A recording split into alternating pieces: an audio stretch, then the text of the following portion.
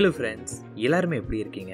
இன்னைக்கு வீடியோவில் நம்ம வந்து பார்த்தீங்கன்னா ஒரு ட்ரிக்கை ஒன்றை பற்றி பார்க்க போகிறோம். இந்த லூப்பை நீங்கள் புரிஞ்சுக்கிட்டாவே போதும், உங்களுக்கும் சக்ஸஸ் கிடைக்க ஆரம்பிச்சிடும். வேறு ஒன்றுமே இல்லை, எல்லாரோட புரிதல் தான் அது காரணமே. டேவிட் ஹாட்கின்ஸ் அப்படின்னு சொல்லிட்டு ஒருத்தர் இருந்தார். இவர் வந்து பார்த்தீங்கன்னா நம்மளோட மசில் மெமரிஸை பற்றி ரிசர்ச் பண்ணக்கூடிய ஒரு பர்சன். இப்படிப்பட்டவர் வந்து பார்த்தீங்கன்னா சடனாக வந்து மசில் மெமரிக்கு மேலே வேறு என்ன ரிசர்ச் பண்ணலாம் அப்படின்னு பிளான் பண்ணும்போது நம்மளோட எமோஷனலை அவர் ஏன் பண்ணக்கூடாது அப்படின்னு தெரிஞ்சு எமோஷனலை வந்து பார்த்தீங்கன்னா அவர் ரிசர்ச் பண்ண ஆரம்பித்தார்.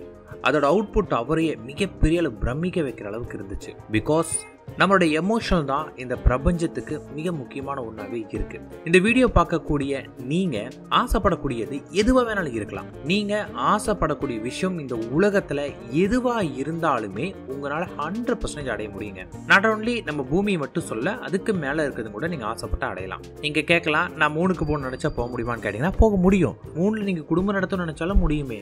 ஒரு விஷயத்தை உங்களால கற்பனை பண்ண முடியும் அப்படின்னா அந்த விஷயத்தை உங்களால அடையவும் முடியும். அதை தெளிவாய்க்கோங்க.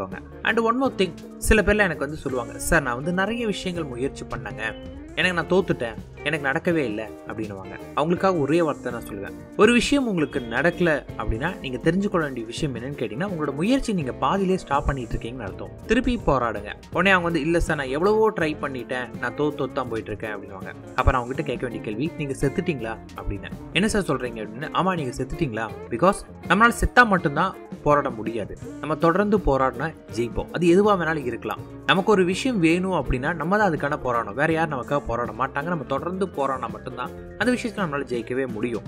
அப்ப அதை நம்ம ஜெயிக்கணும்னு நினைச்சா நம்ம தொடர்ந்து போராடணும். செத்த பணத்தினால மட்டும்தான் போராட முடியாது. ஸோ நீங்க கிவ் அப் பண்ணீங்கன்னா நீங்க ஒரு பணத்துக்கு சமன் முடிவு பண்ணிக்கோங்க. நம்ம வாழ்றது ஒரு தடவை தாங்க. அதை நமக்கு பிடிச்ச மாதிரி வாழணும். நம்ம பிடிச்ச மாதிரியான இந்த வாழ்க்கையை வந்து பார்த்தீங்கன்னா யாரு விட்டு கொடுக்குறாங்களோ அவங்க உண்மையிலேயே ஒரு பணத்துக்கு சமம் தான்.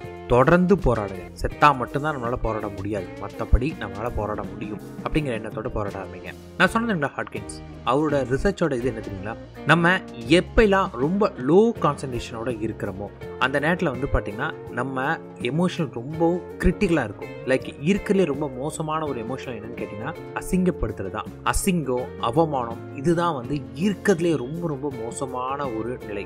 இந்த நிலையில் நம்மளோட மூளை வந்து பார்த்தீங்கன்னா சுத்தமாக வேலை செய்யாது. பிளர்ரான ஒரு நிலைக்கு தான் நம்ம மூளை வர ஆரம்பிக்கும். இருக்கிறதுலே பெஸ்ட்டான எமோஷனல் என்னன்னு கேட்டிங்கன்னா என்லைட்மெண்ட். என்லைட்மெண்ட் ஸ்டேஜுக்கு நீங்கள் போயிட்டீங்க அப்படின்னா உங்கள் மூளை வந்து எக்ஸ்ட்ரீம் லெவலுக்கு போராட ஆரம்பிக்கும். ஸோ நம்மளால் என்லைட்மெண்ட் எல்லாம் போகிறது கொஞ்சம் கஷ்டம், முடியாதுன்னு இல்லை, ஆனால் கொஞ்சம் கஷ்டம். நம்ம கோவமாக இருக்கும்போதோ வெறுப்பாக இருக்கும்போதோ இந்த மாதிரி வந்து பார்த்திங்கன்னா சில நேரங்களில் நம்மளோட உணர்வுகள் வந்து நமக்கு தப்பாக வேலை செய்ய ஆரம்பிக்கும். இதுவே நம்ம வந்து என்லைட்மெண்ட்டாவோ இல்லை நல்ல ஒரு அமைதியான சூழ்நிலையோ இல்லை மகிழ்ச்சியான சூழ்நிலையோ, நம்ம மனதிலிருந்து உண்மையான அன்பு கொடுக்கக்கூடிய சூழ்நிலையோ, இல்லை ஏதாவது ஒரு விஷயம் நடக்குதுன்னா அது ஏன் அப்படின்னு நம்ம கேள்வி கேட்கக்கூடிய சூழ்நிலையோ, இல்லை இதுதானா நான் இதை ஏற்றுக்கிறேன் அப்படின்னு எதுவாக இருந்தாலும் ஏற்றுக்கக்கூடிய ஒரு மனநிலைக்கு நீங்கள் வந்தீங்க அப்படின்னா உங்களால் வந்து பார்த்திங்கன்னா உங்களுடைய அறிவை சரியாக பயன்படுத்த முடியும். ஸோ நீங்கள் நல்லா தெரிஞ்சுக்கலான்னா முதல்ல நியூட்ரல் ஸ்டேட்டில் உங்களை மாற்றிக்கோங்க. எதுவாக இருந்தாலும் அடைய ரெடியாக இருங்க. எதுவாக இருந்தாலுமே ஏற்றுக்கோங்க. எல்லாத்துக்குமே காரணங்கள் கேளுங்க. உங்கள் அன்பை கொடுங்க. சந்தோஷமாக இருங்க. அமைதியான சூழ்நிலைக்கு வாங்க.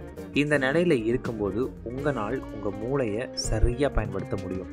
அதை விட்டுட்டு ஒரு அவமான சூழ்நிலையோ இல்லை ஒரு கில்ட்டியான சூழ்நிலையோ இல்லை ஒரு எம்பத்தி கிரியேட் பண்ணக்கூடிய ஒரு சூழ்நிலையோ இல்லை ஒரு பய உணர்ச்சியோ ஒரு பழி வாங்கக்கூடிய உணர்ச்சியோ இல்லை கோபமோ கர்வமோ இல்லை பயந்தாங்கோலியோ இந்த மாதிரியான சில உணர்வுகள் வந்து பார்த்திங்கன்னா நம்மளை மூளை பயன்படுத்த விடாமல் நம்மளை வந்து பார்த்திங்கன்னா ஒரு எம்டியான ஒரு ஸ்டேட் கொண்டு போய் நம்ம ஆசைப்படக்கூடியது நம்ம மனசில் தப்பாக ஒரு ரியாக்ட் பண்ண ஆரம்பித்து அது உங்களுக்கு கிடைக்காமே போயிடும். சரி, என்னால் வந்து பார்த்திங்கன்னா இப்போ வந்து நான் ஒரு ரொம்ப ஷேம்ஃபுல்லான ஒரு சுச்சுவேஷனில் இருக்கிறேன், என்னை ரொம்ப அவமானப்படுற மாதிரி, நான் ஆசைப்பட்ட வாழ்க்கை எனக்கு கிடைக்கல, ரொம்ப அவமானத்தில் இருக்கேன், இந்த மாதிரியான சூழ்நிலை ஆகிட்டேன், இப்போ நான் என்ன பண்ணுறது அப்படின்னு கேட்டிங்கன்னா டோன்ட் வரி, எல்லாமே மாற்றக்கூடியது. நீங்கள் அவமானப்படக்கூடிய சூழ்நிலையை ஒரே செகண்டில் கூட உங்களுக்கு சந்தோஷமாக மாற்ற முடியும். இது எல்லாமே உங்கள் மனசில் தான் இருக்குது. எல்லாத்துக்குமே நம்ம மனம் தான் காரணம். அப்படிப்பட்ட நம்ம மனதை வந்து பார்த்திங்கன்னா ஒரு ரைட் ஃப்ரீக்வன்சிக்கு நீங்கள் கொண்டு வந்துட்டீங்க அப்படின்னா நீங்கள் ஆசைப்பட்டதை அடைய முடியும். அதுக்கு ஒரு மந்திரம் ஒன்று இருக்குது. நான் சொல்லக்கூடிய இந்த மந்திரத்தை வந்து பார்த்தீங்கன்னா நீங்கள் கரெக்டாக பயன்படுத்துனீங்கன்னா நீங்கள் நினச்சதை அடைவீங்க. இந்த மந்திரங்கிறது ஒன்றுமே இல்லைங்க, ஓம். இந்த பிரபஞ்சத்தோட ஒளி அப்படின்னு சொல்லக்கூடிய ஓம் தான். சங்கு எடுத்து நம்ம காதில் வச்சா ஓம்னு கேட்கும். கடற்கரையில் அமைதியாக போய் உட்காந்து அந்த ஒளியை உணர்வுபூர்வமாக நீங்கள் கேட்டிங்கன்னா அங்கேயே ஓம் தான் வருமே. நம்ம கையை குமிச்சு நம்ம காதுகிட்ட வச்சா கூட நம்ம கேட்கக்கூடிய ஒளி ஓம் தான். இந்த காற்றோட சத்தமும் ஓம் தான், எல்லாமே ஓம் தான். அதனால தான் பிரபஞ்சத்தோட ஒளி இந்த ஓம்னு சொல்லுவாங்க. பிரபஞ்சம் வந்து பார்த்தீங்கன்னா ஒரு சுழல் மூலியமா நமக்கு உருவாகனால ஒரு சுழல் வர்றப்ப நமக்கு இந்த ஓம் தான் ப்ரொடியூஸ் ஆகுமே. அப்படிப்பட்ட ஓமை வந்து பார்த்தீங்கன்னா நீங்கள் சரியான விதத்தில் பயன்படுத்தும் போது உங்கள் மனம் ஒரு அமைதியான சூழ்நிலைக்கு வர ஆரம்பிக்கும். இதுக்கு நீங்கள் என்ன பண்ணணும், ஏதாவது ஒரு தனிமையான ஒரு இடம் போய்க்கோங்க. அந்த இடத்துல போய் அமைதியாக கண்களை மூடி உட்காருங்க. மெதுவாக மூச்சை இழுத்து மூச்சை வெளியிடுங்க. அதுக்கப்புறம்